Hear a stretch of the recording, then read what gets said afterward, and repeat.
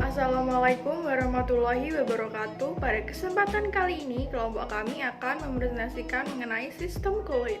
Perkenalkan, saya Anindya Hanasal Sabila, nomor 7 dari kelas 11 MIPA 2. Perkenalkan, nama saya Aprilia Serin Verzeunika, nomor absen 8. Saya Devi Kusumaningrum, absen 11. Nama saya Azahra Dwi Putri Hermansyah, absen 10. Perkenalkan, nama saya Dwi Septaning Putri, nomor absen 12 dari kelas 11 MIPA 2. Perkenalkan, nama saya Atriska Widya Iswanityas, absen 9 dari kelas 11 MIPA 2. Pengertian koloid. Koloid merupakan suatu bentuk campuran dua atau lebih zat yang bersifat heterogen, namun memiliki ukuran partikel terdispersi yang cukup besar, yaitu lebih besar dari larutan tetapi lebih kecil dari suspensi, dan mengalami dua fase, terdispersi dan pendispersi. Contohnya, lem, cat, tinta, kabut, dan asap. Dan untuk perbedaan larutan, koloid, dan suspensi bisa dilihat di tabel berikut ini.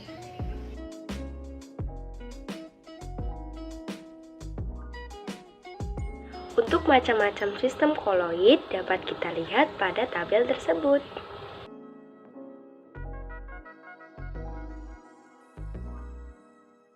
Efek Tyndall. Efek Tyndall merupakan penghamburan cahaya oleh partikel koloid. Misalkan, ada dua buah tabung. Tabung pertama berisi larutan gula dan tabung kedua berisi koloid, yaitu air santan. Kemudian dua-duanya kita sinari. Yang terjadi yaitu ketika cahaya disinarkan pada larutan gula, maka berkas cahaya tidak terlihat. Beda halnya dengan kita sinari koloid, maka jalan cahaya atau berkas cahaya terlihat. Hal ini berarti cahaya mengalami penghamburan. Jadi, pada larutan, cahaya diteruskan, sedangkan pada koloid cahaya dihamburkan. Disebabkan oleh partikel koloid yang berukuran lebih besar dari partikel larutan. Semakin besar ukuran dan konsentrasi partikel koloid, semakin besar pula efek Tyndall. Contoh efek Tyndall pada kehidupan sehari-hari yaitu sorot lampu mobil pada malam hari saat ada debu. Sifat selanjutnya yaitu gerak Brown. Gerak Brown ini adalah gerak acak atau gerak tidak beraturan pada partikel koloid. Gerak Brown dapat dilihat dengan mikroskop ultra. Pada mikroskop ultra, gerak partikel koloid terlihat zigzag acak. Gerak acak pada partikel koloid diakibatkan karena adanya tumbukan antara partikelnya, yaitu zat terdispersi dan medium pendispersi. Sedangkan pada suspensi tidak terdapat gerak Brown karena partikelnya yang besar, sedangkan pada larutan itu juga terjadi gerak Brown tetapi tidak teramati karena partikelnya yang sangat kecil dan geraknya yang cepat, sehingga tidak terlalu jelas pada mikroskop ultra. Sifat selanjutnya yaitu adsorpsi.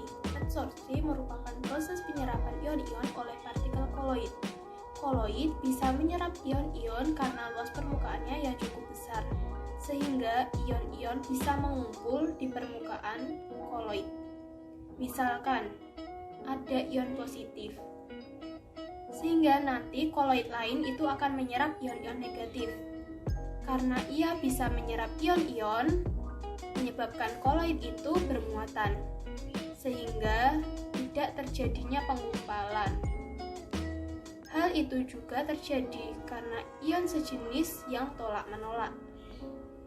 Ketika penyerapan ion positif akan membentuk koloid bermuatan positif, dan ketika koloid menyerap ion negatif akan membentuk koloid yang bermuatan negatif. Akibat sifat adsorpsi, maka koloid menjadi bermuatan.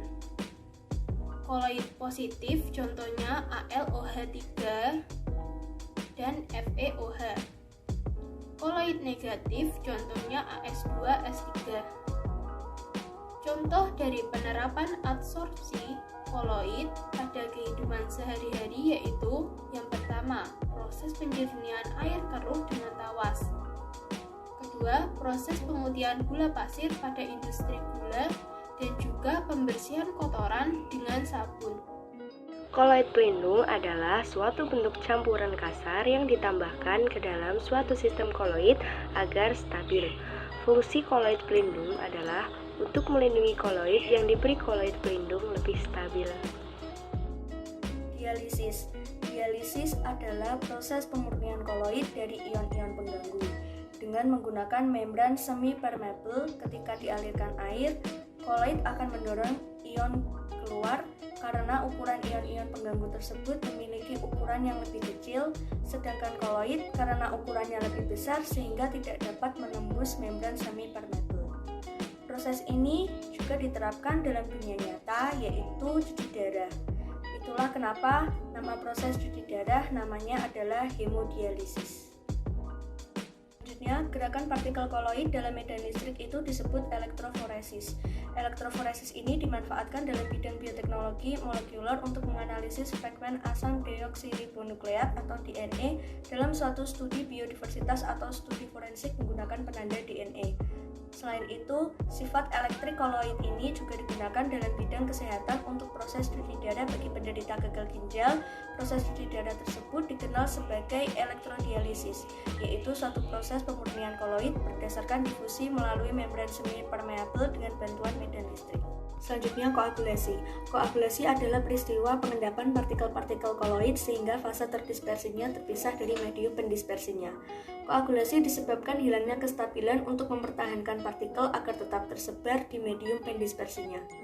Partikel koloid akan saling tolak-menolak jika partikel muatannya sama.